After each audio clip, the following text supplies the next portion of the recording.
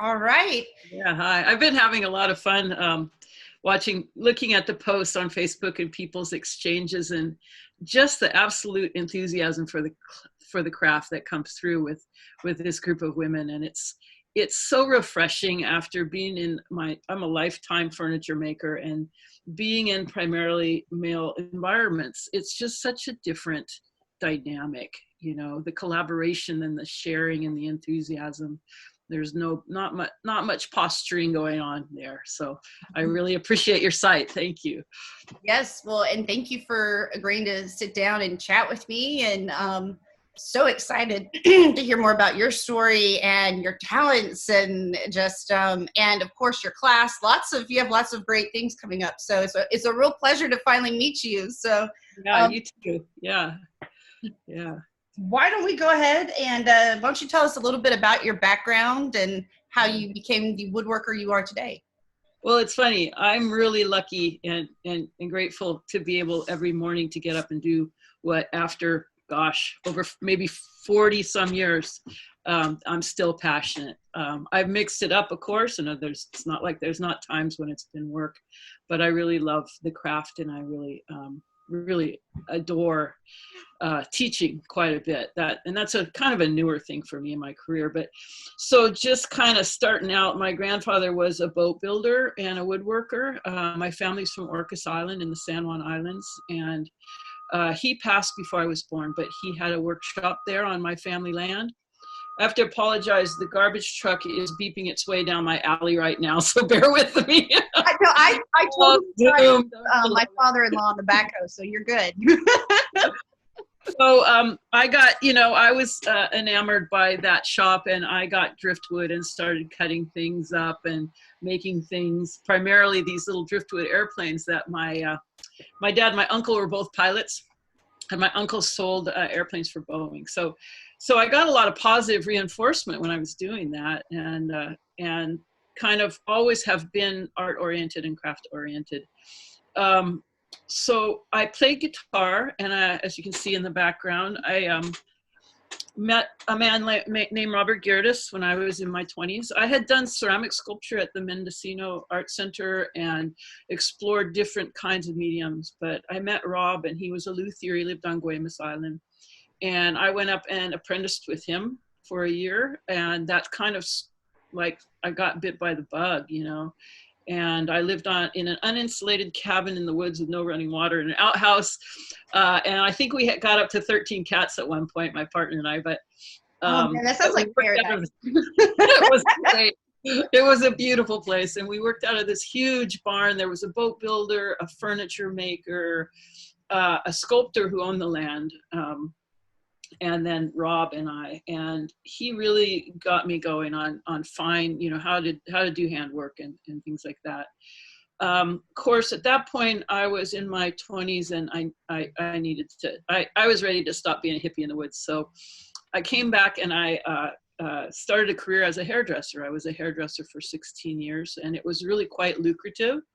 So I had the money to build a shop in my basement of my home, and I did woodworking for a hobby and a craft. And after quite some years, it was clear to me that this is what I want to do with my life. And when I was in Mendocino doing ceramic sculpture, that was 1980, the year that James Cranov's school opened in the College of the Redwoods. And if you're not familiar, folks out there, with James Cranov, he's an iconic and famous studio furniture maker, and had a program that is now run by an amazing woman named Laura Mays, and we can talk more about that in a minute.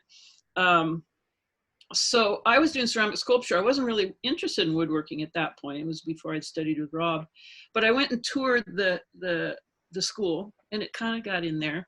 And then Rob introduced me to James Cranov's books, which is kind of how he got known. I read those books and was working with Rob, and I'm like, this is it, man. So, and I wanted to go to that program so bad. At that point, I was in my early 20s. I went on, became a hairdresser, made some money, did furniture making as a hobby, and I started to take commissions and make a little money at it.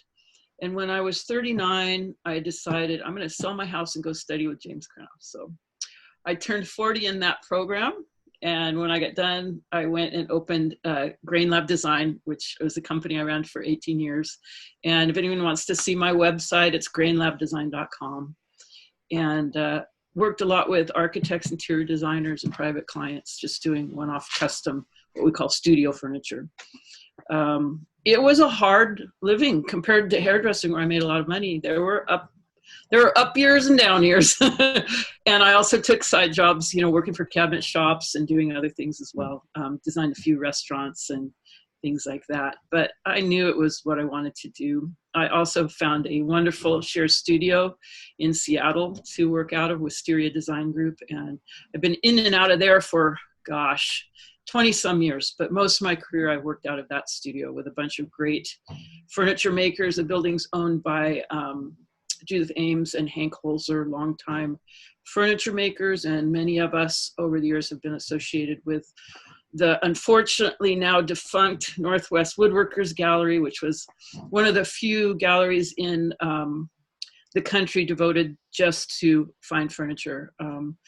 36-year run. It closed a few years back, like a lot of brick and mortar galleries are going.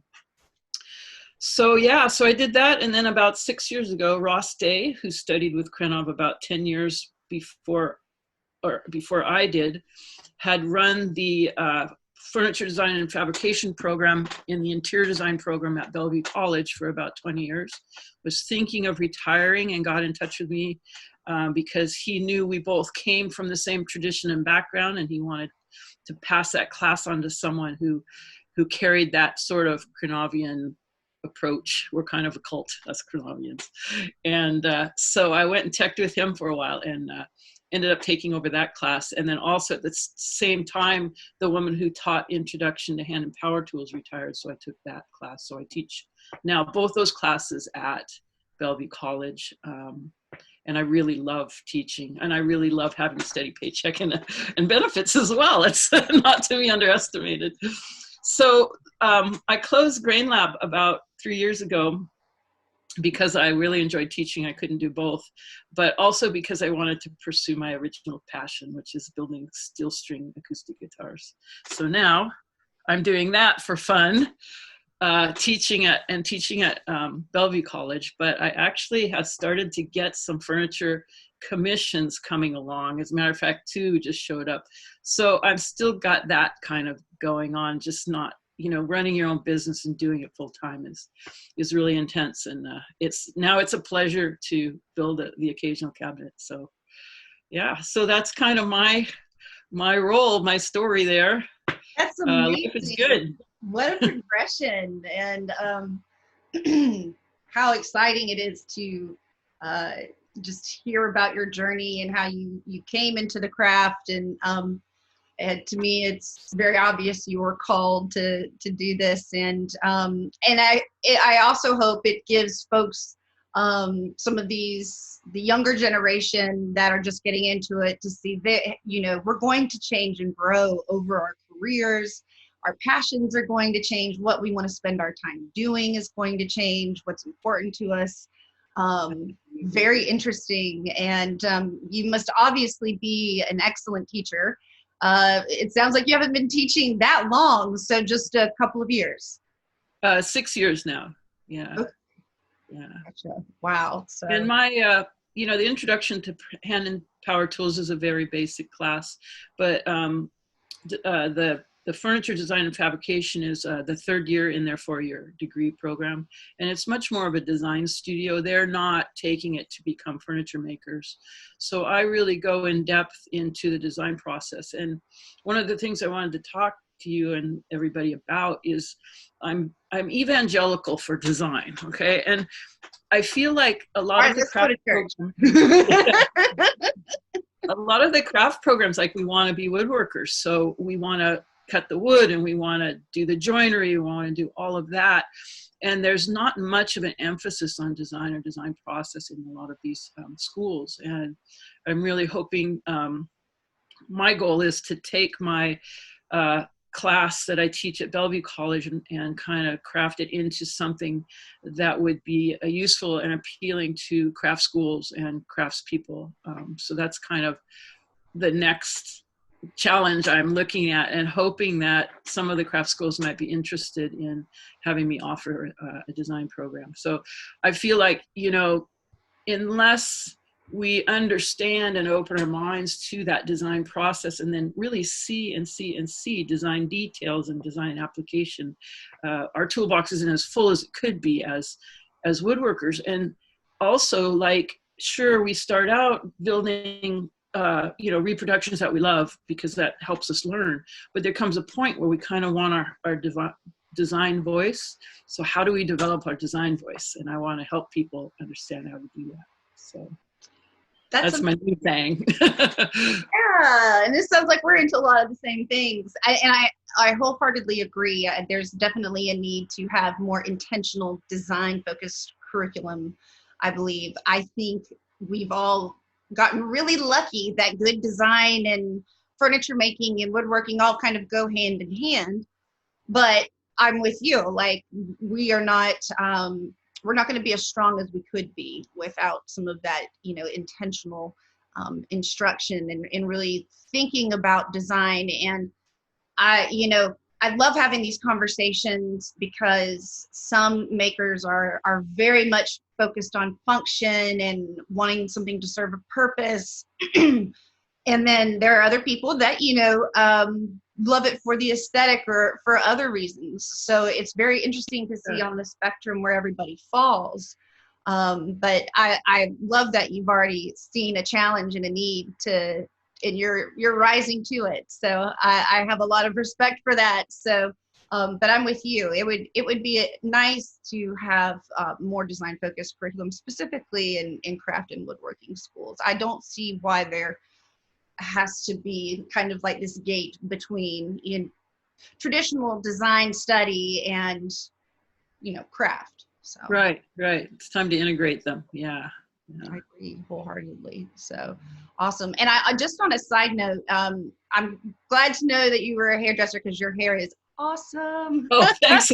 I think I just put water and just went out the door this morning because I had to pick up my computer and I forgot that, oh no, I've got to get my computer because we're meeting at 10 o'clock. Oh, yeah. Well, I thought about that. I was like, oh, at least I'm not the only one with computer woes today. Must be something in the universe. Yeah. Well, awesome. Yeah. So tell me more about your class you're teaching at Port Townsend in August. Yeah, that's so exciting because it is kind of my first foray into the crafts teaching circuit, and I would really love to get involved in that, especially in the summer because I do teach one class in the summer for Bellevue College, but right now it's remote, and I think it could be remote in the future, so I'd be available to do that. And Port Townsend approached me, friend gave them my name, and so I'm going to be teaching. What I want to do is teach the way Krenov approaches building a case, which I think is a fairly straightforward way and a really good way for people who are sort of past beginner towards intermediate or towards advanced to just understand that basic construction. But also the Krenov program was very, very focused on hand tool work, which a lot of people love. It's wonderful and gratifying. But I also believe that it's really also good to learn how to use the power tools efficiently. And especially starting out, we're a little intimidated by them, and we kind of, I really believe in using the power tools for precision and accuracy and then fitting with the hand tools. Sure, we can do everything by hand, but after being a career woodworker, you wouldn't do that on a practical level, right? So we can cut a mortise and tenon by hand, right? But we can also do it efficiently with tools. So, so it's going to be an integral approach, and then also just really kind of analyzing the way he puts a cabinet on a stand. So it kind of covers all the bases: casework and doing frames and with mortise and tenon. So they're gonna pre-mill the panels so we don't have to spend a lot of time prepping, so we can focus more on joinery and of course hinging a door, which is also a big thing to learn when you're first figuring things out. To have a good and precise approach to that is really awesome. And we get to be in the beautiful town of Port Townsend. Anyone who doesn't know that city, it is, you can't throw a rock without hitting a woodworker in Port Townsend, but it's such a beautiful place, and it's going to be so fun to be there for 5 days. I know one of our group here already signed up, so if you're out there, thank you so much. I'm sorry I can't remember your name, but I would really love to see more women in the class, and there are still, I think, some openings, so it would be really great if anyone wanted to take the trip out to Port Townsend for 5 days. And you can get in touch with me personally too if you're interested in the class. My email is tpatton, T-P-A-T-T-O-N, at teleport, teleport.com. So please feel free to reach out to me.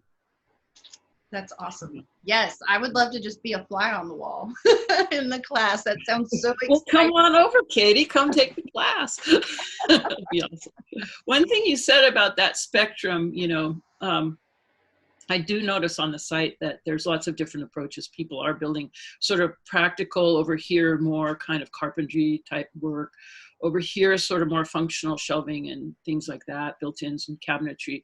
So my world is kind of the fine furniture world. So, that's a little bit different of a category. And some people are interested in that in the group, and some people aren't really interested in going into that kind of intensity. But those of you who are, please feel free to reach out. Yes, it's always lovely to see folks learn these different techniques and apply them in their own ways with their own style. And I'm sure that's got to be very satisfying as a teacher as well, to see students kind of find their own voice and start applying some of those techniques. So it's that's probably one of the things I enjoy the most, is seeing the progression, kind of what they're doing a couple years afterwards, and the growth and the way things have changed. So that's really cool. So do you have any advice for someone that is thinking about becoming a woodworking educator? Well, Or design, because I fell into it, I don't know if there's a there's approach. I think teaching is always performance art. You have to be comfortable being up in front of people. You have to also be able to talk and talk and talk, and be comfortable grabbing your thoughts and sending them through in an organized manner. Some people are natural teachers. Some people, it's a little bit more difficult, but it's really gratifying to teach. And then also right now, I think women teaching women is such a huge and wonderful space. And there's a lot of people creating that space right now. I talked about Laura Mays, who runs my program. I think Anderson School, I'm sorry, I'm not going to remember her name. I think, or is it Aramont? Anyway, there's more women that are in the director positions now, and they're really encouraging that diversity and inclusivity, and it's really exciting. Laura has a project called Making a Seat at the Table. Here's the logo. And they had a show at the Center for Art in Wood in Philadelphia from October to January of 2020.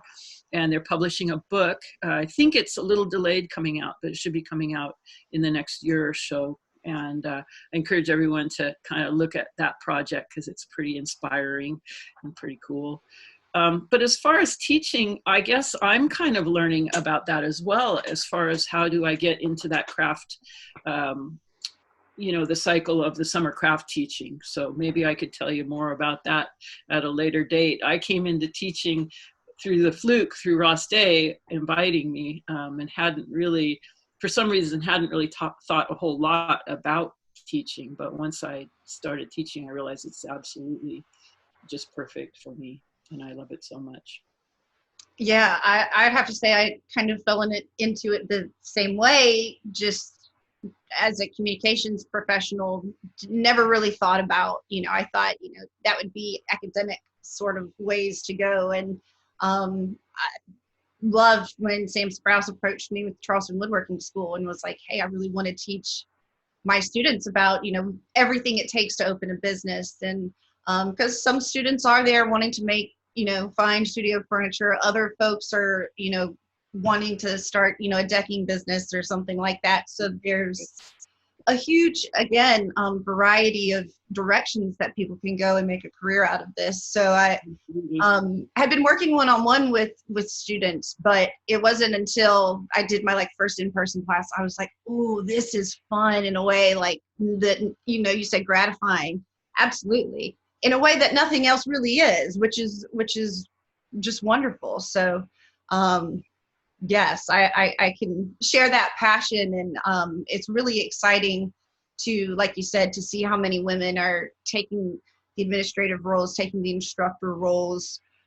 Representation is, you know, one of the biggest things that I hear from, you know, with this group that I speak with. And yes, people are focused on, you know, magazines and media, but there's a huge difference between walking into a shop and being the only, you know, woman, minority, you know, BIPOC person, or walking in and seeing even just one other person that looks like you, or one other person that you think you could relate to. And I'm so excited to see the doors. I feel like the doors are opening, and I'm excited to see the rush. Yeah, I'm feeling that too. After, you know, after 40 years of just, you know, forging my way through the, you know, I'm sorry, but the white guy network and what we have to deal with, you know. White guy network. Also, That's my favorite. you know, on the other side, there's the men who have mentored me and been wonderful colleagues and friends. You know, it's not all that, but yeah, just the, you know, constant micro, even with some of my good friends, the constant micro, not really aggression, but micro sexism that even they aren't totally aware of all the time. And I could definitely tell you stories of the well-meaning guys who take over, you know, and all of that. And, you know, there's the part about us, you know, sort of integrating and being present doing our work, but there's also the part about educating them to what that looks like. And this is a more challenging angle, I think, is that even the most well-meaning men carry this sort of preconditioning, and, you know, the dynamics of inspiring that awareness in them is complicated sometimes and often rejected. So finding avenues for helping them, one of the first avenues is them being willing. And so, you know, more and more women in these environments where they're not male-only spaces sort of neutralizes the ground, and they suddenly have to because of collaborative issues or just relational issues. So, you know, it's kind of a big place of change right now that's really an opportunity and really awesome. And I think it's going to start transforming a lot of different things, including woodworking. So. I agree, and that's why this project is so exciting to me. And it doesn't feel like work, but I can see the years and decades that have led up to this. You know, the momentum that we have, and knowing that, you know, we can't stop now, obviously. So, and it's interesting. You know, you bring up having you know, men becoming interested in inclusivity, and looking at, you know, these you know, microaggressions, or, you know, just like you said, inherent habits of sexism. I mean, I know even me, I have a lot of bad habits that I've had myself, and I think it really takes getting people to a point where seeing, okay, like, I have these bad habits.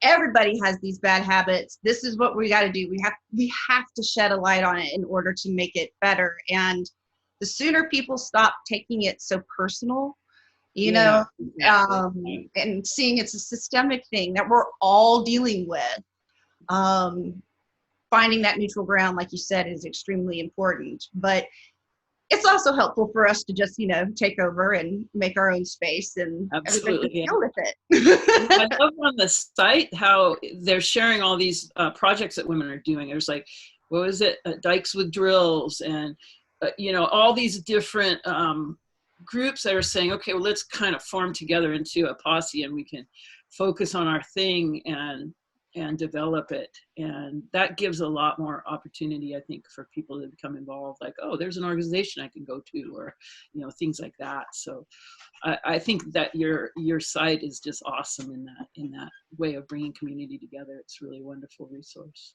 I appreciate that. And I feel very fortunate because I am seeing these smaller groups pop up, and actually some of them are becoming bigger than mine, which is amazing.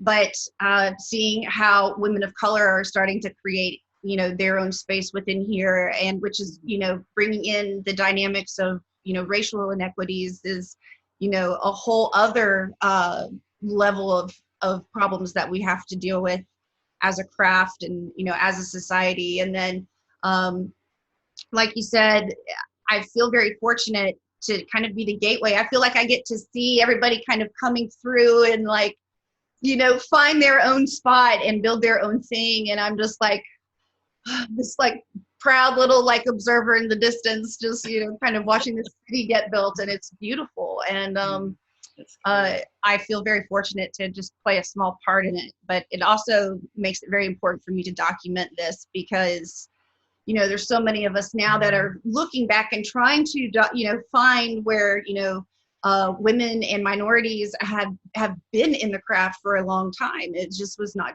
it wasn't documented. It wasn't talked about. It wasn't mainstream. And gathering what information we can while, you know, taking stock and making sure that we document what we are doing, and, you know, having the future, you know, in mind as well. It's a lot of work, and I'm really proud of what we're doing, and how the whole community has really kind of rose to support each other and create opportunities for each other. It's important that we break glass ceilings, but it's also important that we bring people with us. And yeah, that's one thing I really love about this community. Yeah, that's great. And I do notice that a lot of the schools are starting to create equity programs and inclusion programs. So like Laura, I think, started a scholarship, which she actually got a lot of heat for people of color to come into the school. And, you know, that sort of a whole program focused on that. And it was pretty astounding, the negative reaction that she got to that from, you know, the old guard. So pushing through that takes courage and focus, and it's really a good path.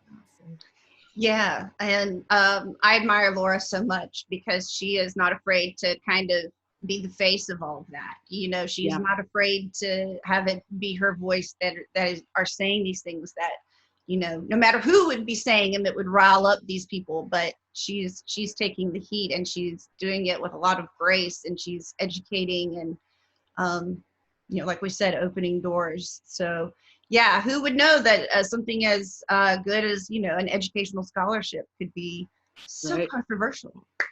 I know, right? No explaining. So, well, it gets to a point where it's, you know, they say, well, you're making everything about race, and it's like, well, it is. We're trying to highlight that. Exactly. Yeah. So, yeah. The time for a deflection is over, folks. We're going to go straight in. Yeah. It's like, yep, I am talking about race. You're right. Yeah. Yes, and. Well, and sex, you know, it's like, oh, you know, it doesn't matter that you're a woman. Well, absolutely it does, you know, and that's where bringing people along is challenging. And what are the best strategies to do that? We can transform ourselves, but we also have to transform culture and effectively. And that's kind of, to me, the big question is, you know, how do we get people to be willing? Because if they're not willing, it just becomes like that. And I hate to say it, but the main reason to get them to be willing is that there's consequences for not being willing. And oftentimes, whether it's relational or otherwise. So, you know. Yeah. And the sad thing is that everybody benefits if absolutely opposite. And it's like, wow, we're going to waste potential, you know, beautiful creative energy, people collaborating and working together because we're hung up on something that was really doesn't matter. It's a construct, you know, and it's something that, you know, that we're just trying to work around. And it seems really petty and small when you put it in that context of what people are missing out missing out on, and what the world is missing out on. And Absolutely.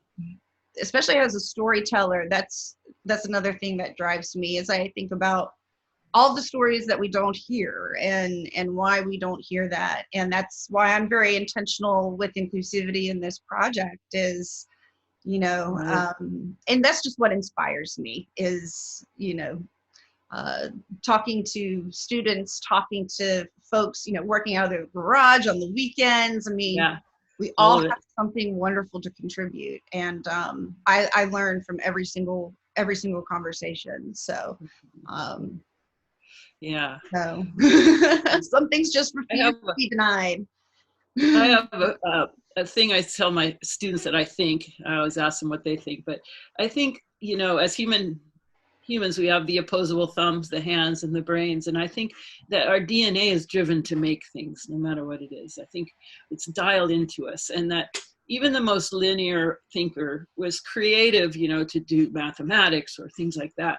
But I watch my students in 108, the intro class, and they start out and they're sweating, cutting up their parts and being afraid of the table saw and all of that.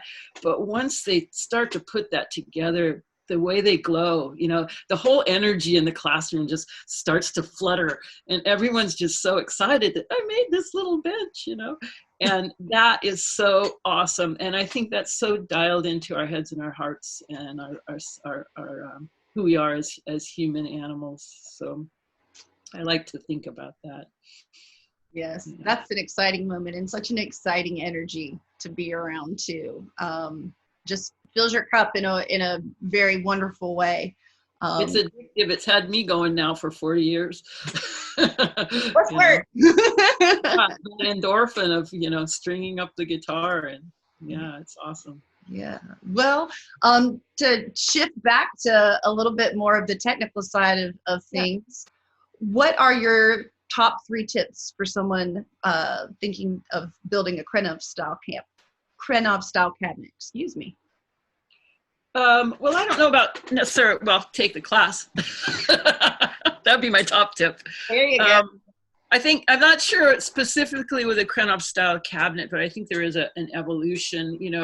It depends, again, like you said, what category you're turned on by, and if, I guess, because my category is studio furniture, fine furniture, it is important to start out with foundations, of course, understanding the tools, both the power and the hand tools, and then really, really understanding joinery. And the only way to really get the tolerances that turn you into a good craftsperson is by practice and practice and practice.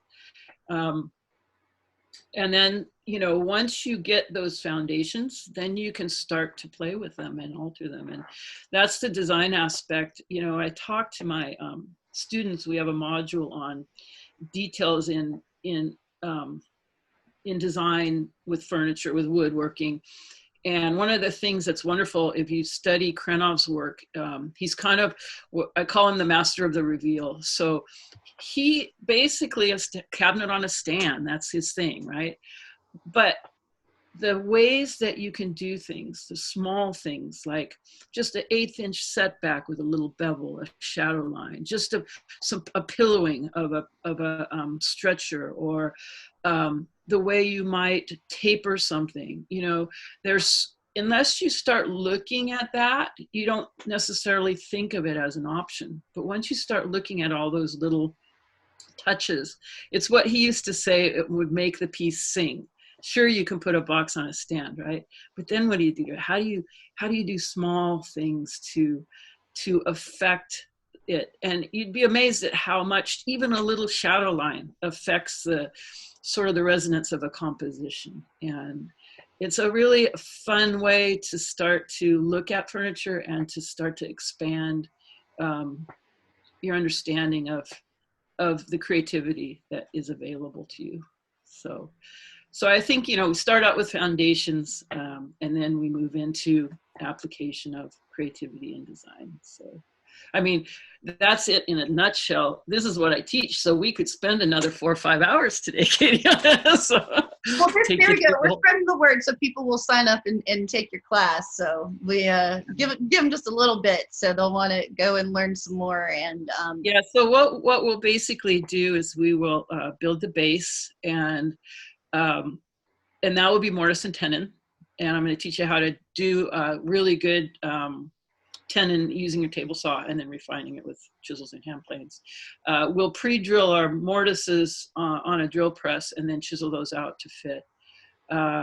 We'll talk about building a case used as a dowel construction, and then how to put knife hinges in and do that really accurately with doors and fit doors really well.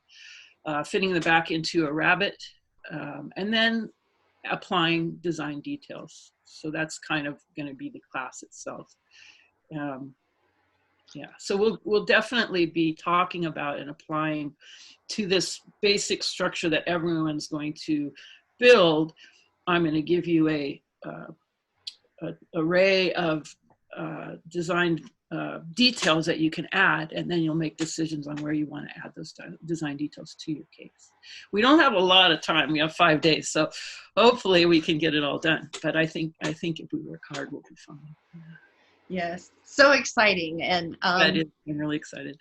I feel very fortunate. You know, I learned furniture making from my husband, who is a huge fan of Krenov. And so the way you describe doing the little details that make things sing, I am so excited to see when your students kind of get used to that and like seeing that's there, and then what they use it to express, you know, how they use it for themselves and what they come up with.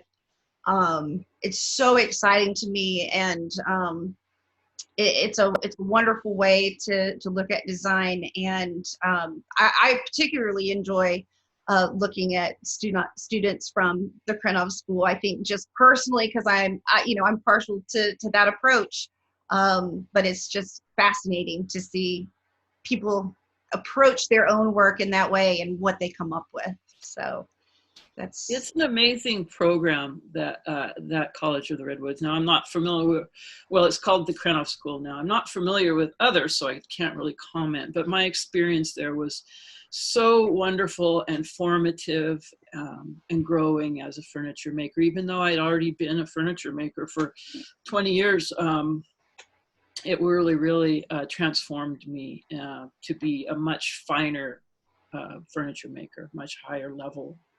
So. Absolutely. And there are many great programs out there around the world, which is the other very cool thing about this, you know, and there's so many different styles, so many things, you know, culture, you know, the local culture, how it influences the school and what they teach and how they teach. There's really something for everyone out there. So that's another thing I feel, you know, we're in a unique time as students. We have so many options to learn, so many wonderful, you know, techniques from people that have, you know, invested in preserving and, you know, sharing this knowledge. And I feel like we need to recognize how fortunate we are to be learning and creating in this moment right now versus women 100 years ago versus women 500 years ago. We can't take that for granted. So Thank you for reminding me of that, so I can give a little bit of gratitude myself. That's awesome. So, oh, cool. Well, is there anything else you'd like to talk about? This has just been such a wonderful conversation, and I've learned so much.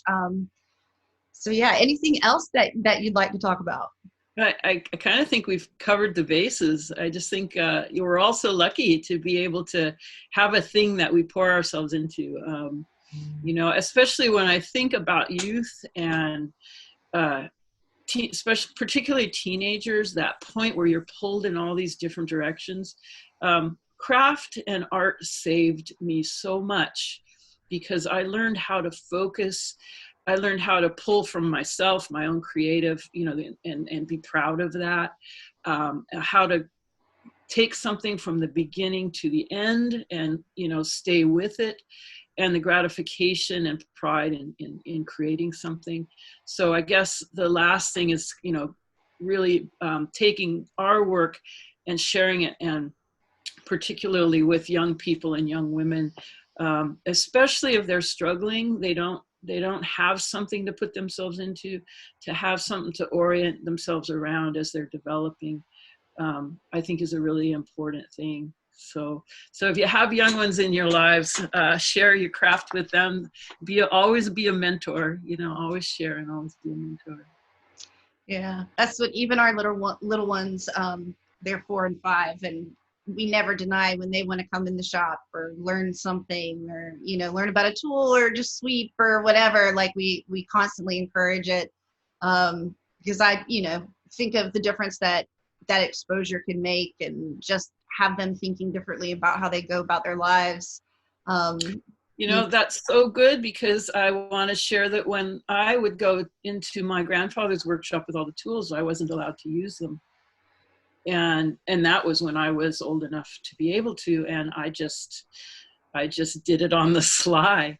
But yeah, I love hearing you say that, because if I was a young man in my grandfather's workshop, I would have had a man next to me teaching me to use those tools.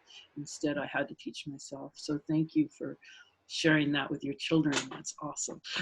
Well, that's wonderful you say that, because I wrote a children's woodworking book a few years ago, and because I was pregnant with our first child, and I thought, all right, I got to think ahead here. And I encouraged the character Little Beaver to always ask before he touched the tools. Well, I think our kids are like a little too confident, because they don't ask anymore. They just grab, and they're like, I know how to use a spoke shave. And I'm like, you're 4. Like, come on. And but both my son and my daughter, they will sit there next to each other, and we just have videos that we just watch of them just, making shavings. And, obviously won't let them hold a super sharp chisel or anything like that. But it won't be long before that's what they're reaching for. And it's really wonderful to see. So as long as everyone stays out of the hospital. I tell my pregnant friends, oh, I can't wait, I'll teach him how to use a table saw. And they get this look on their face like, Yeah. So, well, that's really wonderful. And you shared your website and some other information earlier. Would you like to go ahead and share that again before we wrap up? Yeah, my website is grainlabdesign.com. Grain like wood grain, lab like laboratory, one word, design.com. And the Port Townsend School of Woodworking is ptwoodschool.org. You can find the class or many classes on there. So yeah, great. Wonderful. Appreciate yes. It. I hope I see some of you in my class. That would be really exciting to get some people from this particular site in there, or more people. That would be wonderful. And I'd look forward to the day I can actually come out there and visit. I feel like you said, there's so many wonderful woodworkers around there.